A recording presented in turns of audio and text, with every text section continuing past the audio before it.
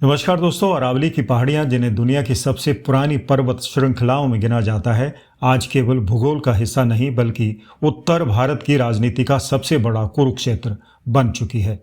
अचानक अरावली को लेकर बढ़ी यह जागरूकता और कांग्रेस की आक्रामकता कोई इत्तेफाक नहीं, बल्कि यह एक पारिस्थितिकी और सत्ता के बीच छिड़े उस संघर्ष का हिस्सा है जिसमें भारतीय जनता पार्टी को रक्षात्मक मुद्रा में खड़ा कर दिया गया है। अरावली का मुद्दा अचानक इसलिए गरमाया क्योंकि ये पहाड़ियां अब केवल पत्थर और हरियाली का ढेर नहीं रह गई हैं, बल्कि दिल्ली और एनसीआर के करोड़ों लोगों के लिए फेफड़ों और वाटर रिचार्जिंग ग्राउंड का काम करती हैं। हाल के वर्षों में गुरुग्राम और फरीदाबाद के इलाकों में जिस तरह से अवैध खनन और रियल एस्टेट के नाम पर पहाड़ों को काटा गया है, उसने पर्यावरण प्रेमियों के साथ साथ आम जनता को भी डरा दिया है। कांग्रेस ने इस मुद्दे की नब्ज को पहचान लिया है। विपक्ष के नेताओं द्वारा अरावली को मुद्दा बनाने के पीछे की गहरी रणनीतिक सोच है। वे इसे विकास बनाम विनाश की लड़ाई के रूप में पेश कर रहे हैं। कांग्रेस का आरोप है कि भाजपा सरकार ने अपने चहेते उद्योगपतियों और खनन माफियाओं को लाभ पहुंचाने के लिए पर्यावरण नियमों को ताक पर रख दिया है। कांग्रेस इसे एक क्षेत्रीय मुद्दे से ऊपर उठाकर एक राष्ट्रीय संकट के रूप में पेश कर रही है, जिससे शहरी मध्यम वर्ग और पर्यावरण के प्रति जागरूक युवा पीढ़ी को अपने साथ जोड़ा जा सके। अरावली का क्षरण बढ़ते प्रदूषण और गिरते जलस्तर का सीधा कारण बन रहा है, जिसे मुद्दा बनाकर विपक्ष सीधे तौर पर सरकार की नीति और नीयत पर सवाल उठा रहा है। वहीं दूसरी ओर भारतीय जनता पार्टी इस मसले पर रक्षात्मक क्यों है, इसे समझना भी बेहद जरूरी है। भाजपा के लिए अरावली एक दो-धारी तलवार बन गई है। एक तरफ राज्य के विकास के लिए बुनियादी ढांचे और आर्थिक गतिविधियों की जरूरत है, तो दूसरी तरफ सुप्रीम कोर्ट की कड़ी टिप्पणियों और जनता के बढ़ते गुस्से ने सरकार के हाथ बांध दिए हैं। अरावली में हुए अवैध निर्माण और नियमों में ढील देने के जो फैसले पूर्व में किए गए, वह भाजपा सरकार के लिए गले की हड्डी बन गए हैं। रक्षात्मक होने का एक बड़ा कारण ये भी है कि कोर्ट ने कई बार अरावली के संरक्षण को लेकर सरकार को फटकार लगाई है, जिससे सरकार की पर्यावरण हितैषी छवि को धक्का पहुंचा है। ये विवाद अब केवल राजनीति तक सीमित नहीं है। अरावली का मुद्दा असल में उस बढ़ते शहरीकरण का परिणाम है जो प्राकृतिक संसाधनों की बलि मांग रहा है। कांग्रेस इस मुद्दे के जरिए भाजपा को एंटी एनवायरनमेंट साबित करने की कोशिश कर रही है, जबकि भाजपा इसे नियमों के भीतर संतुलित विकास बताने का प्रयास कर रही है। लेकिन हकीकत यही है कि जब तक पहाड़ों का सीना छलनी होता रहेगा, राजनीति की यह तपिश और बढ़ती जाएगी। अरावली की गूंज अब चुनावी रैलियों से लेकर अदालतों की फाइलों तक साफ सुनाई दे रही है, और यह तय है कि आने वाले समय में यह मुद्दा उत्तर भारत की राजनीति का केंद्र बिंदु बना रहेगा। अरावली को लेके जो फैसला आया सुप्रीम कोर्ट का, वो दुर्भाग्यपूर्ण है, क्योंकि जिस प्रकार से 2010 के अंदर एफिडेविट दिया गया था 16 फरवरी को, 3 दिन में ही 19 तारीख को ही 2010 को सुप्रीम कोर्ट ने उसको खारिज कर दिया, जो 100 मीटर की रेंज में माना गया था अरावली को। उसके बाद में क्या जरूरत पड़ी कि 2024 के अंदर उसी परिभाषा को, जो खारिज हो चुकी थी सुप्रीम कोर्ट में, स्टेट गवर्नमेंट की सिफारिश पर, भाजपा की स्टेट गवर्नमेंट की सिफारिश पर केंद्र सरकार ने उसी को पैरवी के लिए सुप्रीम कोर्ट में ले गए। दुर्भाग्य से सुप्रीम कोर्ट ने उसको एक्सेप्ट कर लिया और हाहाकार मचा हुआ सब जगह, क्योंकि अगर अरावली नहीं बचेगी तो आप सोच सकते हो कि उसके परिणाम क्या होंगे वर्तमान पीढ़ी के लिए भी, आने वाली पीढ़ियों के लिए भी। अरावली खाली पहाड़ नहीं है, ये जीवन रेखा है राजस्थान के लिए भी, और जो अन्य प्रदेश है, चाहे गुजरात हो, चाहे वो दिल्ली हो, चाहे हरियाणा हो। इसलिए हमें सोचना पड़ेगा किस प्रकार से इस फैसले पे पुनर्विचार करने के लिए मजबूर करें सुप्रीम कोर्ट को भी। उसके लिए भारत सरकार को आगे आना चाहिए। दुर्भाग्य से एक तरफ तो हमारे खुद के मंत्री हैं राजस्थान के, यादव साहब यहीं पैदा हुए और यहीं पे मंत्री हैं, चुनाव जीत के गए हैं, उन्हीं के बाद मंत्रालय हैं। तो उनको खुद को सोचना चाहिए, बीजेपी को सोचना चाहिए, बजाय इसको इश्यू बनाए और गलत आंकड़े पेश करे। जब एफिडेविट दिया गया था, जब पर्यावरण की स्थिति वो नहीं थी, आज हाहाकार मचा हुआ है पार्लियामेंट के अंदर भी, बाहर भी, राहुल गांधी भी, नेता प्रतिपक्ष भी, अन्य लोग भी, तमाम पार्टियों के लोग जिस प्रकार से दिल्ली गैस चैम्बर बन चुका है, सांस लेना मुश्किल हो रहा है, दिल्ली के अलावा भी अन्य राज्यों में भी उसका असर भी पड़ रहा है। अगर ये पहाड़ियाँ समाप्त हो गई, पता नहीं इस देश में क्या होगा, उत्तर भारत में क्या होगा, ये कल्पना के बाहर की बातें हैं। ये तो आपको एक्सपर्ट भी राय दे सकते हैं।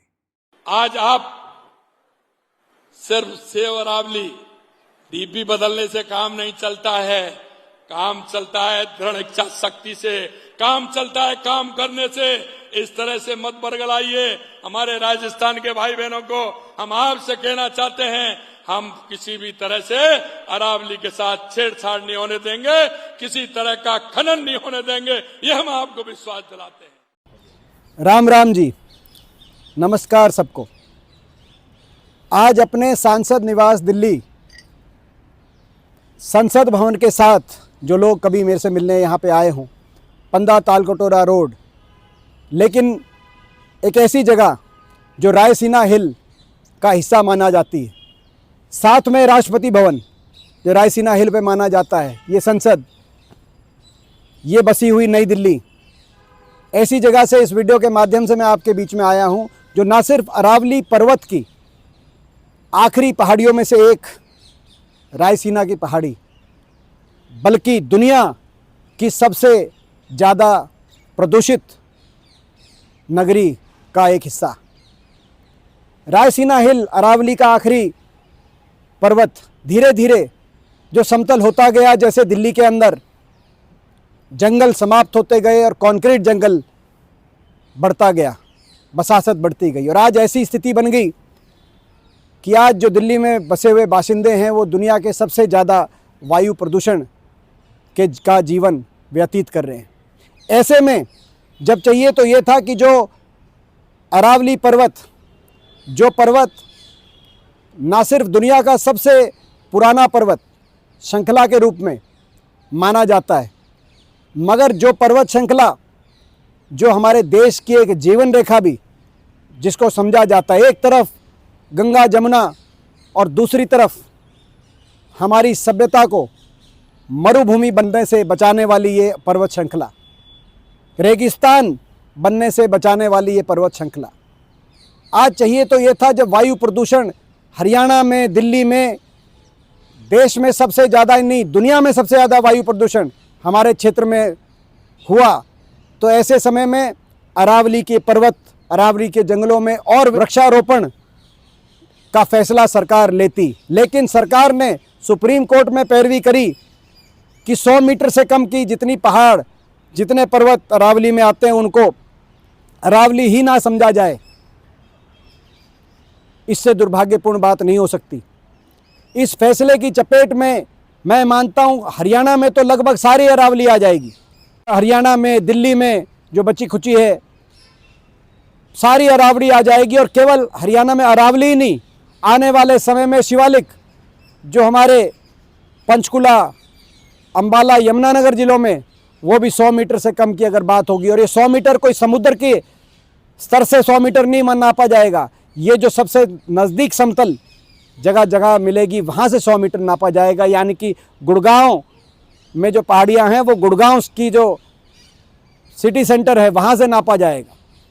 तो ये तो मैं समझता हूँ कैसा फैसला जिसने आज देश को आक्रोशित किया है, एक ऐसा फैसला जो स्वीकार्य नहीं है। अरावली में कोई भी रिलैक्सेशन नहीं दिया गया।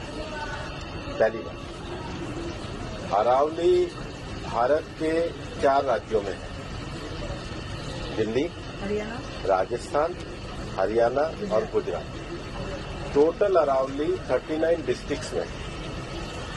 अरावली की पिटीशन 1985 से चल रही है। इस पिटीशन में चलने के बाद अरावली में माइनिंग के स्ट्रिक्ट नियम होने चाहिए, इसके हम भी पूरी तरीके से समर्थन करते हैं। सुप्रीम कोर्ट ने चारों राज्यों को कहा कि अरावली की सेम डेफिनेशन होनी चाहिए।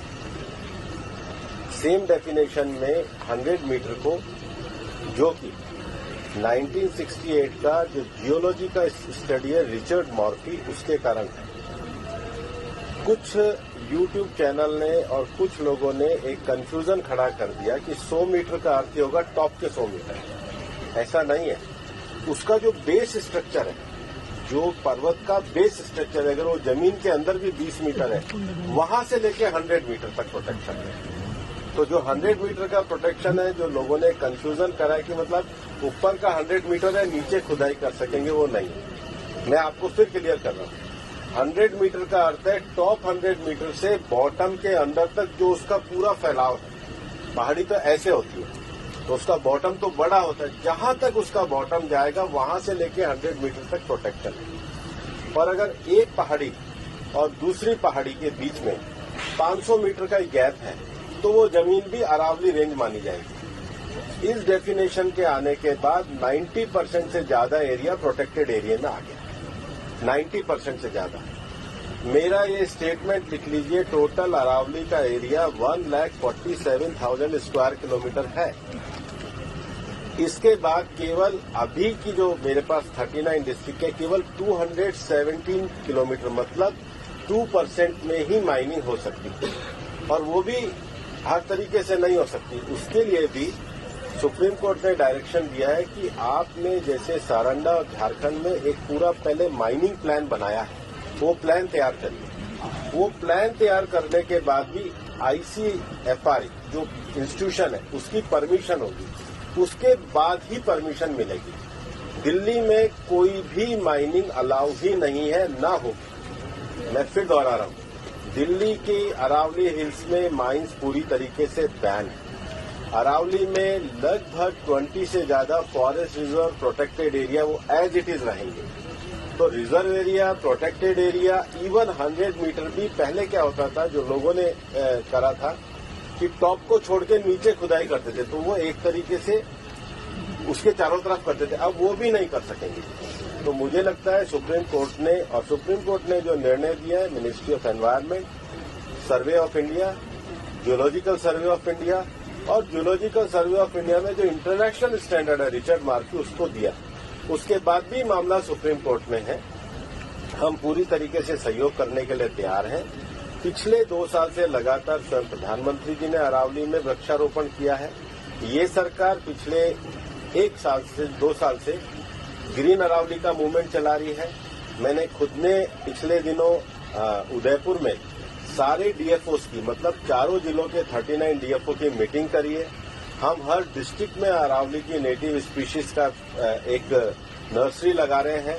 हम ग्रीन अरावली के लिए प्रतिबद्ध हैं। ये एक झूठ फैलाया जा रहा है। और सबसे बड़ी बात है कि ये जो रिपोर्ट है, ये 2006 से राजस्थान में ऑलरेडी लागू है।